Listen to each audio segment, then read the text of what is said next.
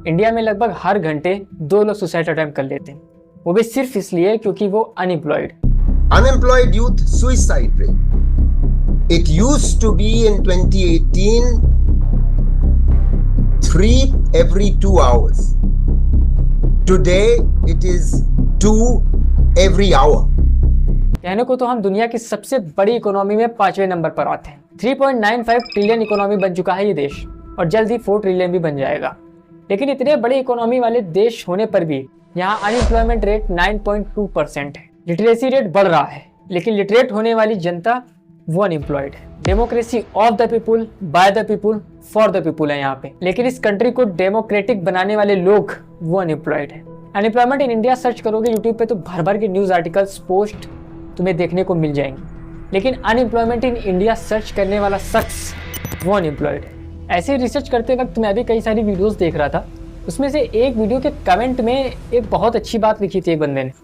उसने लिखा था कि the best way to earn money is to teach how to earn money. इसका हिंदी में मतलब बताता हूँ। इसका हिंदी में मतलब ये होता है, पैसा कमाने का सबसे अच्छा तरीका ये है कि तुम सिखाना शुरू कर दो कि पैसा कैसे कमाया जाता है। और ये बात मुझे एकदम सही लगी, क्योंकि इतने सारे वीडियोस मैंने देख लिए इस टॉपिक पे, लेकिन सारी वीडियोस में गोल गोल घुमा फिरा के कुछ बहुत स्टैट्स लगा के सिर्फ ये बताया जा रहा है कि अनएम्प्लॉयमेंट की कंडीशन क्या है कंट्री में। और जहाँ तक मुझे लगता है कि अनएम्प्लॉयमेंट की कंडीशन बताने की तुम लोग को कोई ज़रूरत ही नहीं है।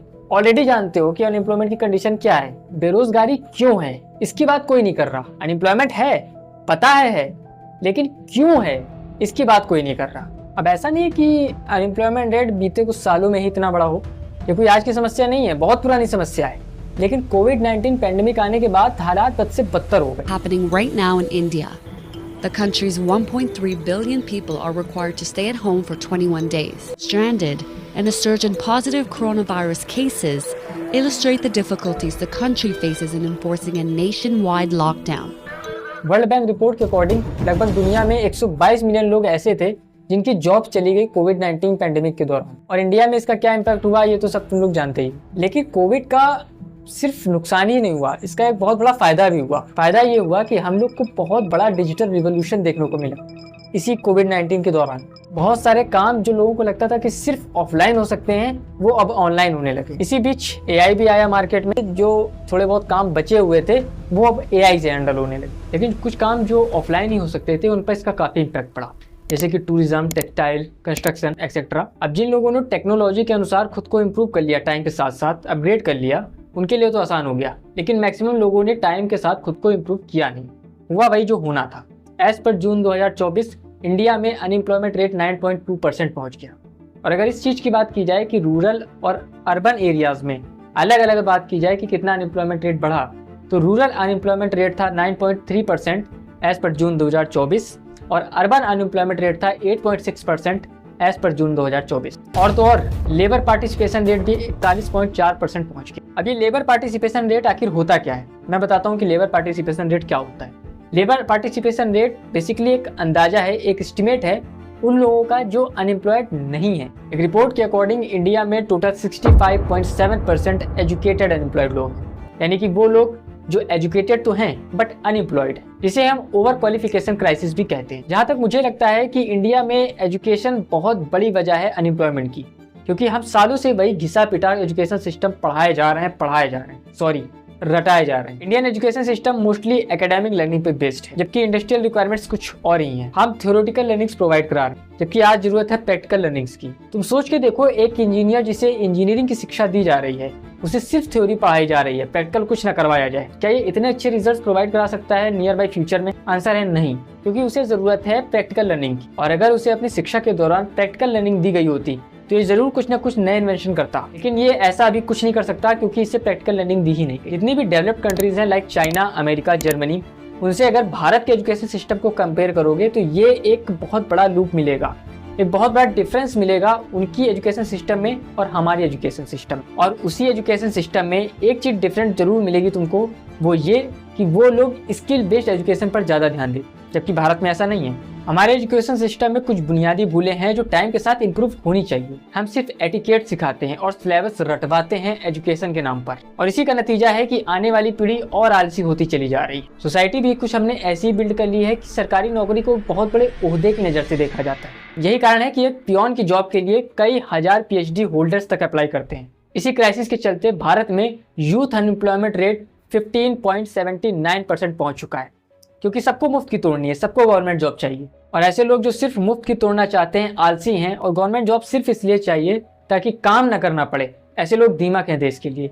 उस देश की ग्रोथ कभी नहीं हो सकती। और समझने वाली बात है कि पॉपुलेशन जिस तेजी से बढ़ रही है, ये पॉसिबल भी नहीं है कि सबको गवर्नमेंट जॉब दी जा सके। ये फैक्ट, ये सच जितनी जल्दी एक्सेप्ट कर लो उतना ज्यादा अच्छा है हमारे लिए। बीते कुछ सालों में इंडिया की पॉपुलेशन ग्रोथ पर एक नजर डालते हैं। कोविड के दौरान साल 2020 में इंडिया की पॉपुलेशन थी 140 करोड़। साल 2022 में ये नंबर बढ़कर हो जाता है 142 करोड़। साल 2023 में यही पॉपुलेशन बढ़कर हो जाती है 143 करोड़, और अभी साल 2024 में ये नंबर 145 करोड़ तक पहुंच चुका है।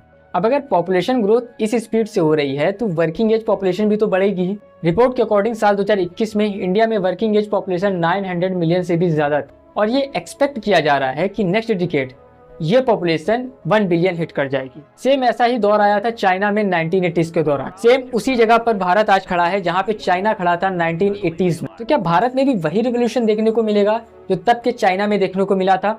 तो आंसर है नहीं। सॉरी, मैं आपको डिसअपॉइंट कर रहा हूँ, बट मैं इसलिए बोल रहा हूँ ऐसा क्योंकि काफी सारे फैक्टर्स हैं जो चाइना को इंडिया से डिफरेंट बनाते हैं, और उन काफी सारे मेजर फैक्टर्स में से एक मेजर फैक्टर वहाँ का एजुकेशन सिस्टम। इसके बारे में अगर आप इंटरनेट पर सर्च करोगे तो आपको भर भर के न्यूज पोस्ट और आर्टिकल्स देखने को मिल जाएंगे। और ऐसा नहीं है कि चाइना के केस में ही सिर्फ ऐसा है, जितनी भी डेवलप्ड कंट्रीज हैं तुम वो सबको उठा के देख सकते हो। उन सब में तुम्हें एक कॉमन फैक्टर जरूर मिलेगा, वहाँ का एजुकेशन सिस्टम। हमारा एजुकेशन सिस्टम डिजाइन ही कुछ इसी तरीके से किया गया है कि उससे मोस्टली नौकर ही पैदा होंगे। जो घिसा पिटा एजुकेशन सिस्टम तुम्हें बचपन से लेकर आज तक पढ़ाया जा रहा है, उससे मोस्टली एक ही तरीके की नौकरी पॉसिबल है, वो है सरकारी नौकरी। इसीलिए लोग सरकारी नौकरी के पीछे इतना पागल रहते हैं। गवर्नमेंट फिगर्स के अकॉर्डिंग साल 2014 से 2022 के बीच में लगभग 22 करोड़ लोग ऐसे थे जिन्होंने कभी न कभी गवर्नमेंट जॉब्स के लिए अप्लाई किया है, क्योंकि इंडिया में ट्रेंड बन चुका है कि कुछ नहीं कर रहे हैं तो चलो गवर्नमेंट एग्जाम की प्रिपरेशन ही कर लेते हैं। इमेजिन करो कोई टीनेज लड़का या लड़की जो हाल ही में ग्रेजुएट हुआ हो, उसके पास ग्रेजुएट होने के बाद क्या क्या ऑप्शन। मैं आपके साथ अपना पर्सनल एक्सपीरियंस शेयर करता हूँ। मैंने साल 2022 में BA पास आउट किया, और जब मैं ग्रेजुएट होकर निकला, जो पहली जॉब मुझे मिली उसमें मेरी सैलरी थी 6,000 रुपये पर मंथ। इमेजिन कर सकते हो, 6,000 रुपये पर मंथ। मैं आज भी जॉब करता हूँ और मेरी मैक्सिमम सैलरी है 10,000 रुपये पर मंथ। और ऐसा नहीं है कि ऐसा मैं अकेला बंदा हूँ, मेरे जैसे हजारों हैं, लाखों हैं। तुम्हें क्या लगता है, जब इतना एजुकेटेड होने के बावजूद तुम्हें एक 10,000 रुपये पर मंथ की जॉब ऑफर होती है तो तुम्हारा क्या हाल होगा?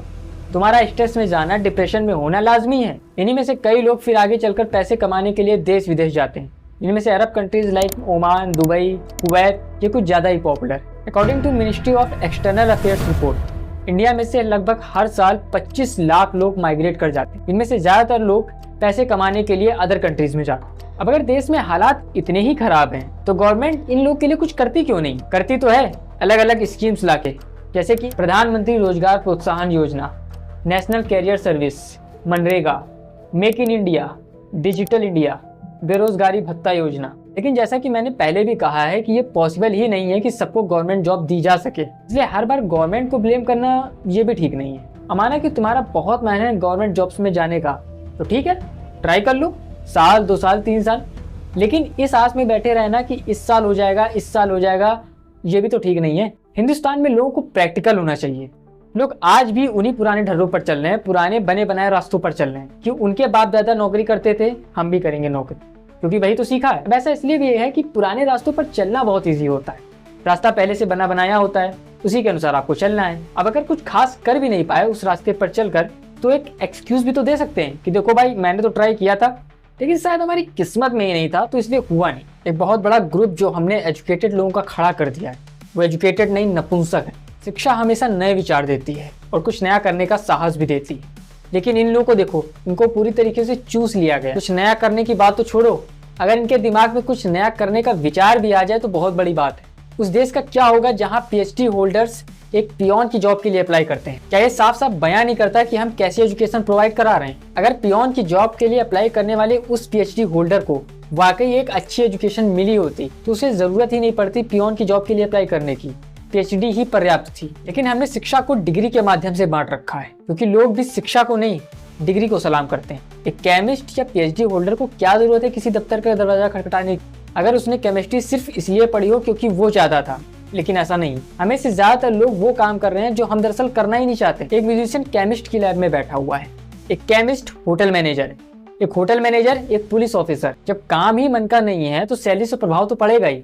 मैं ये बिल्कुल भी नहीं कह रहा कि सैलरी इंपॉर्टेंट नहीं है, सैलरी बहुत इंपॉर्टेंट है, लेकिन समझो मैं क्या कह रहा हूँ। अगर हम सब वही करें जो हम वाकई करना चाहते हैं तो शायद इस समस्या का समाधान निकाला जा सकता है। क्योंकि जब काम मन का हो तो सैलरी से कुछ खास ज्यादा प्रभाव पड़ता नहीं है। मुझे पर्सनली ऐसा बिल्कुल भी नहीं लगता है कि इस प्रॉब्लम का सोल्यूशन अगले 5-10 सालों में भी निकाला जा सकता है। क्योंकि जब समस्या ही इतनी पुरानी है, प्रॉब्लम ही इतनी पुरानी है, तो उसे सॉल्व करने में समय तो लगेगा ही।